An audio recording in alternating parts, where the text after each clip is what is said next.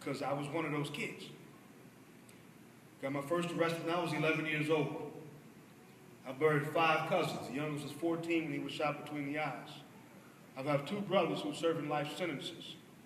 I remember in the 3rd grade, I got my first social studies book, and the teacher gave us the speech that all the good teachers give about the book where all the important people are that made this nation such a great place, right?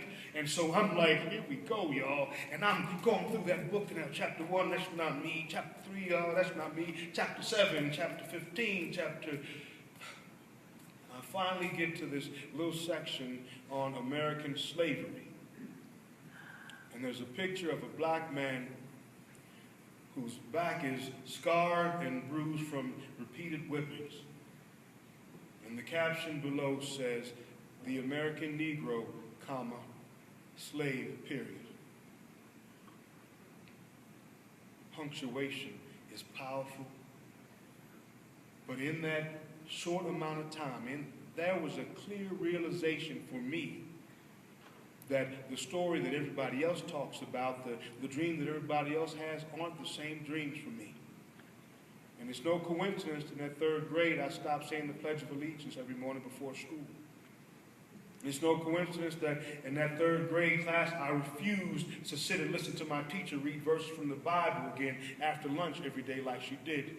It's no coincidence that I started what they called the chocolate cartel, and I started an extortion ring, and I started to take as much as I could from everybody else because I understood that that was the only way I was going to get anything close to what I saw in those books. And if it wasn't for my mother and her ability to dig deep and to find stories that were relevant and to keep telling me, no, baby, that is not all you are, then I guarantee you, this life would have ended decades ago.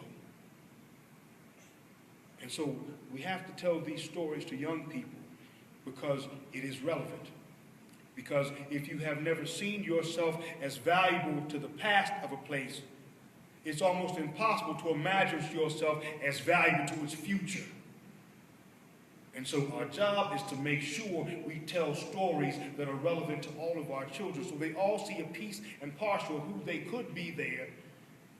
That is the thing that sparks dreams. That is the thing that creates a courage to stand up even though you've been knocked down 6 times and say, well, maybe this time I got it, and to try again. And so the reason I'm in this work and the reason I do this work, it all connects for me. There's a line that runs through every part of my life that screams, these stories are connected, because when I know who I am, I'm not going to shortchange that by making these choices that are inconsequential in the long run.